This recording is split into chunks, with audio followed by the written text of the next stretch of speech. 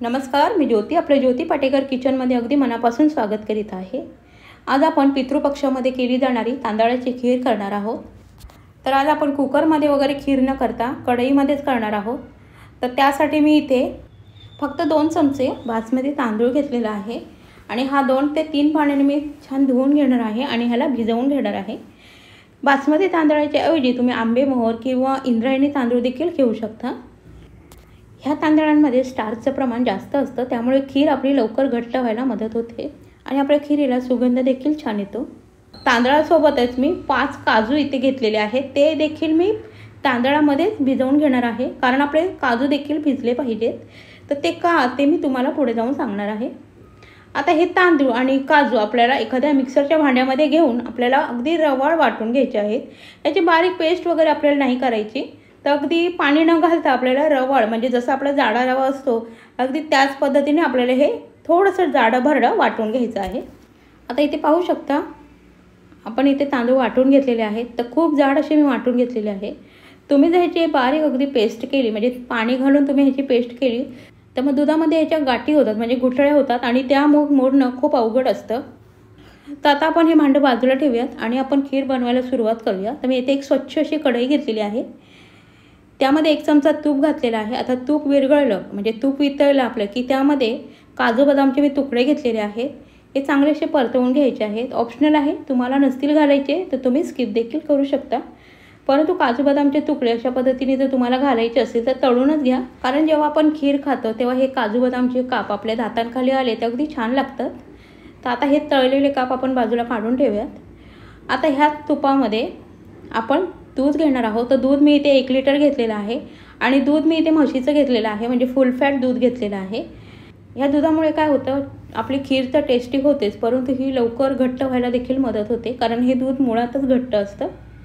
आता ह्या दुधाला आपल्याला छान उकळवून घ्यायचं आहे. आता दूध छान उकळलेलं आहे, पाहू शकता तुम्ही. इथे मी 2-4 केशराच्या काड्या घेतलेल्या आहेत. हे मी यामध्ये उकळतं दूध घालणार आहे, त्यामुळे केशराचा रंग अगदी सुंदर येतो. हे केशराचं दूध आपण नंतर यामध्ये घालणार आहोत. आता ह्या दुधाला छान उकळी आलेली आहे. आता अगदी गॅस आपल्याला मंद करायचा आहे आणि जो आपण तांदळाचा रवा, म्हणजे तांदूळ आणि काजू इथे वाटून घेतलेले आहेत ते ह्यामध्ये घालायचे आहेत. तर काजू मी वाटले, त्यामुळे काय होतं, काजूमुळे आपलं दूध लवकर घट्ट होतं. मी तुम्हाला खूप वेळा सांगितलं की दूध आपलं घट्ट व्हायला पाहिजे. तर ही माझी एक ट्रिक आहे, तुम्ही नक्की करून पहा. आता हे पटकन आपल्याला असं मिक्स करून घ्यायचं आहे, कारण आहे ना आपले काजू हे चिकट असतात, तर त्यामुळे तळाला जाऊन बसता कामा नये. तर त्यासाठी अगदी पटकन आपल्याला हे असं मिक्स करून घ्यायचं आहे. अगदी तळापासून हे दूध आपल्याला चमच्याने हे ढवळून घ्यायचं आहे. पाहू शकता दूध आपलं अगदी छान उकळत आहे आणि अजिबात तळाला वगैरे लागलेलं नाही. आता हे आपल्याला 5 ते 7 मिनटं अगदी लो गॅसवर ठेवायचं आहे आणि हा तांदूळ देखील आपल्याला दुधासोबतच चांगलं शिजवून घ्यायचं आहे. तर 5 ते 7 मिनटं आपल्याला हे तांदूळ शिजण्यासाठी लागतात. आता 7 मिनटं झालेले आहे, तर आपण तांदूळ एकदा चेक करूया. हे पहा, तांदूळ आपला चांगला शिजलेला आहे आणि दूध देखील आपलं बरंचसं आटलेलं आहे आणि दूध अगदी छान असं क्रीमी झालेलं आहे, म्हणजे याचं टेक्स्चर अगदी सुंदर आलेलं आहे. आता ह्यामध्ये आपण केशराचं दूध घालणार आहोत. ह्यामुळे या खिरीला रंगसुद्धा अगदी सुंदर येतो. त्यासोबत काजू बदामचे काप आपण तळून बाजूला ठेवले होते ते घालायचे आहे आणि पुन्हा एकदा ही खीर, म्हणजे हे दूध आपल्याला तळापासून ढवळून घ्यायचं आहे आणि जी बाजूला साय चिकटलेली असते ती देखील यामध्ये मोडायची आहे, कारण त्याने देखील आपलं दूध घट्ट होतं. आता ह्यानंतर मी इथे 2 चमचे काजू बदाम आणि पिस्त्याची पावडर करून ठेवली होती ती घालणार आहे. फक्त 2 चमचे घालणार आहे.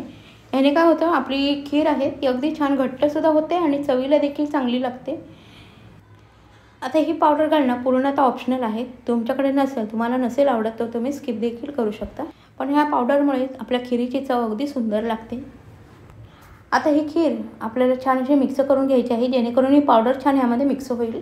आता अगदी मुख्य घटक म्हणजे ह्यामधली साखर. तर साखर मी इथे अर्धी वाटी घेतलेली आहे. साखरेचं प्रमाण तुम्ही तुमच्या आवडीनुसार कमी जास्त करू शकता आणि ही साखर ह्यामध्ये अगदी शेवटी घालायची आहे, कारण ही साखर घातल्याच्या नंतर ह्यामध्ये पूर्ण वितळली जाते, त्यामुळे आपली खीर थोडीशी पातळ होते, त्यामुळे ते आपल्याला पुन्हा आटवावी लागते आणि तांदूळ देखील शिजायला आपल्याला वेळ लागू शकतो. तर त्यामुळे साखर अगदी शेवटी घालायची. पाहू शकता थोडंसं दूध पातळ झालेलं आहे. आता आपली खीर देखील तयार झालेली आहे. साखर वितळायला अगदी थोडासाच वेळ लागतो, जास्त वेळ लागत नाही. हे दूध मी पुन्हा थोडंसं आटवून घेतलेलं आहे. आता खीर तर आपली अगदी छान इथे तयार तर झालेली आहे. आता अगदी शेवटी आपल्याला वेलची जायफळची पावडर घालायची आहे आणि गॅस बंद करायचा आहे। आपली खीर तयार झालेली आहे। आता ही खीर मी थोडीशी पातळ ठेवलेली आहे, तर जशी जशी खीर आपली थंड होईल ना तशी तशी ती आणखीन घट्ट होणार आहे, त्यामुळे मी अगोदर थोडीशी पातळ ठेवलेली आहे।